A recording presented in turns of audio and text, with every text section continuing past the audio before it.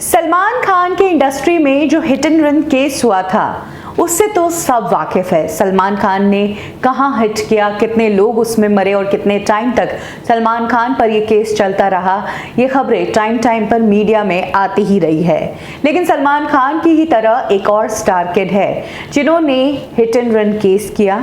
सलमान से भी बड़ा केस ये था, लेकिन इस केस की ना चर्चाएं हुई और तो और ये केस एक रात में ही निपट गया। तो आज कब क्यों और कैसे में मैं आपको उसी less known hit and run case के बारे में बताऊंगी। कब ये केस हुआ, क्यों एक स्टार किड इस तरीके से बच के निकल गया और कैसे इतने बड़े हिट एंड रन केस के बारे में ज्यादा बातें नहीं हुई।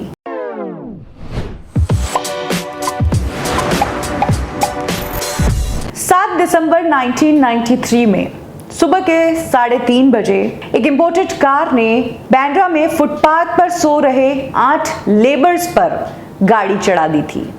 2 लेबर्स की वहीं पर डेथ हो गई थी, एक की हॉस्पिटल ले जाते वक्त डेथ हो गई और एक का हाथ टूट गया, दूसरे का पैर टूट गया।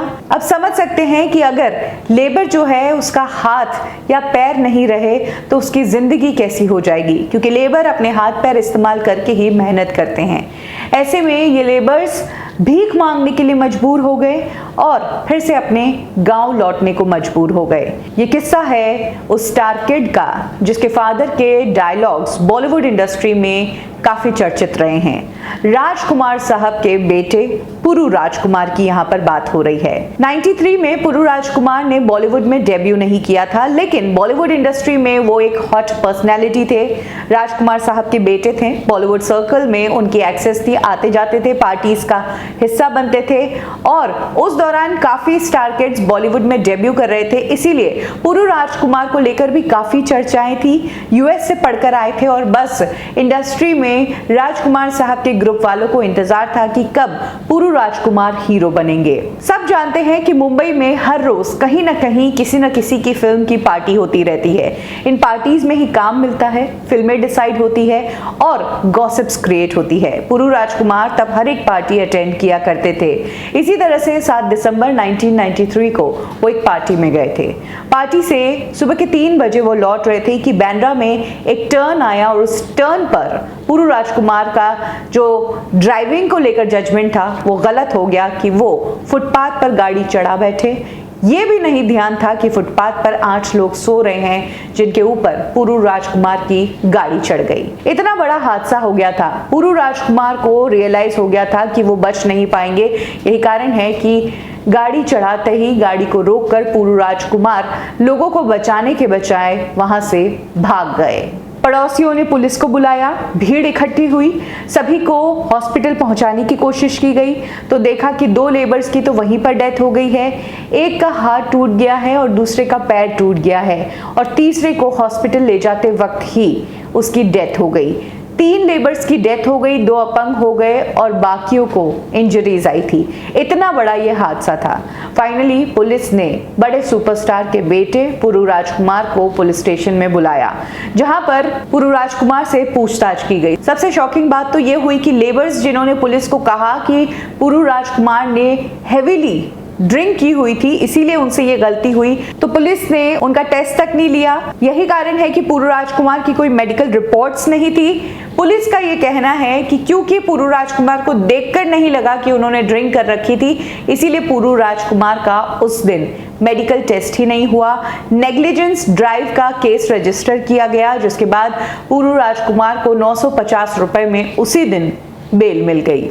मामला कोर्ट तक चला, कोर्ट में केस हुआ तो पुरु राजकुमार के वकील काफी स्मार्ट निकले। उनके लिए वकील ने पुरु राजकुमार को बचाने के लिए केस को ट्रैफिक का मामला बताया। इसके अलावा जो लेबर्स थे उनसे out of the court settlement करने की कोशिश की। जिनकी डेथ हो गई थी उनको 35,000 रुपए दिए गए और जो अपंग हो गए थे उन्हें 5-5 हजार रुपए देकर निपटाया गया था। कहा जाता है कि केस इतना बड़ा था लेकिन इसे निपटने में ज्यादा दिन नहीं लगे। 900 रुपए बेल के और 1 लाख रुपए विक्टिम्स को देकर पुरु राजकुमार इस केस से बरी हो गए।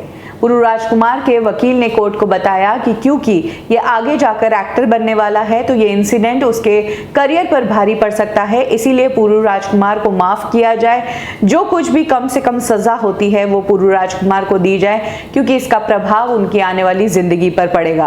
कई सालों बाद जब एक जर्नलिस्ट ने इस पूरे मामले पर जांच पड़ताल करना शुरू किया तो उसे पता चला कि कुरैशी करके एक लेबर था जिसने इस पूरे हादसे में अपना पैर खो दिया था। इनफैक्ट कुरैशी ने तब ये भी बताया कि उसे मुआवजे के नाम पर एक फूटी कौड़ी तक नहीं मिली है। बाद में कुरैशी ने कोर्ट में फिर से अर्जी लगाई थी, पुरू राजकुमार से मुआवजे की मांग की थी। तब बहुत थोड़े पैसे कुरैशी को मुआवजे के रूप में मिले थे। वो कुरैशी जिसने अपना पैर खो दिया था, जिस कारण वो मुंबई में भीख मांग रहा था, बाद में तो उसे अपने गांव ही लौटना पड़ा, जहां एक तरफ कई लोगों ने अपनी जिंदगी खो दी, अपने बॉडी पार्ट्स खो दिए, जो लेबर थे वो अपंग हो गए, उनके लिए जिंदगी पहाड़ जैसी बन गई। वहीं पुरू राजकुमार इस हादसे के कुछ ही दिनों बाद फिर से फिल्मी पार्टीज में नजर आने लगे। इनफैक्ट बॉलीवुड की जो फ्रेंडली मीडिया थी, जो राजकुमार साहब से फेवर चाहती थी, उन्होंने कभी भी इस मामले को कवर ही नहीं किया और तब राजकुमार साहब ने भी मीडिया में आकर अपने बेटे की ही साइड ली थी। और जिस फिल्म करियर की बात कहकर पुरू राजकुमार ने अपनी साइड या अपना पक्ष कोर्ट में पेश किया था, वो फिल्म करियर भी नहीं चल पाया। पुरू राजकुमार बॉलीवुड में आए तो सही, उन्होंने बड़ी बड़ी फिल्मों में काम तो किया। इनफैक्ट हमारा दिल आपके पास है और सलमान खान के साथ वीर में भी वो काम कर चुके थे, लेकिन पुरू राजकुमार एज एन एक्टर फ्लॉप ही रहे। उन्हें बॉलीवुड में एक्टिंग फील्ड में कुछ खास पहचान नहीं मिल पाई और यही वो हिट एंड रन केस है जो सलमान के हिट एंड रन केस से बहुत ज्यादा बड़ा था, लेकिन इस केस को मीडिया ने कुछ खास कवर नहीं किया और इसीलिए कई बार सलमान के लिए कहा जाता है कि उन्होंने स्टारडम की बहुत बड़ी कीमत चुकाई है। कब क्यों और कैसे में अभी के लिए बस इतना ही, फिर मिलेंगे बॉलीवुड की एक और स्टोरी के साथ। लाइक करें हमारा फेसबुक पेज बॉलीवुड ठिकाना, फॉलो करें हमें इंस्टा पे और सब्सक्राइब करें हमारा यूट्यूब चैनल बॉलीवुड ठिकाना। ये बात है ईयर 1987 की एक फिल्म की। मेहुल कुमार फिल्म के डायरेक्टर थे। गोविंदा इंडस्ट्री में नए नए आए थे और साइड रोल्स कर रहे थे और इस फिल्म में गोविंदा की एक्ट्रेस थी फराह नाज। शक्ति कपूर और ओमपुरी इस फिल्म में नेगेटिव किरदार में नजर आए थे और राजकुमार साहब का भी एक अहम रोल था। फिल्म के क्लाइमैक्स में राजकुमार साहब को गोली लग जाती है और वो मर जाते हैं। मेहुल कुमार ने इस सीन का स्क्रीन प्ले कुछ इस तरीके से लिखा था कि राजकुमार साहब गोली लगने के बाद जमीन पर गिर जाते हैं और वो मरने से पहले कुछ डायलॉग्स बोलते हैं और उसके बाद अपनी आखिरी सांस लेते हैं। राजकुमार साहब को जब इस फिल्म की पूरी स्टोरी सुनाई गई तो उन्हें ये स्टोरी बहुत पसंद आई। वो इस फिल्म को करने के लिए तैयार हो गए, लेकिन ये क्लाइमेक्स का जो सीन था इसमें राजकुमार साहब को एक चेंज चाहिए था। राजकुमार साहब का चेंज ऐसा था जिसे सुनकर खुद मेहुल कुमार भी शॉक्ड रह गए कि आखिर ऐसा सीन मैं कैसे जस्टिफाई करूंगा, क्योंकि फिल्मों में जब भी कोई हीरो, हीरोइन या विलेन मरता है तो वो इसी तरीके से मरते हैं। एक्चुअली राजकुमार साहब ने मेहुल कुमार को कहा था कि क्लाइमैक्स में मुझे गोली लग रही है, वो ठीक है, मैं गोली भी खा लूंगा, लेकिन मैं जमीन पर नहीं गिरूंगा। मैंने अपने पूरे करियर में किसी हीरो की मार नहीं खाई, किसी विलेन की मार नहीं खाई। मेरा किरदार, मेरी इमेज एक एटीट्यूड वाली बनी हुई है, इसीलिए मैं गोली खाकर जमीन पर तो बिल्कुल नहीं पड़ूंगा।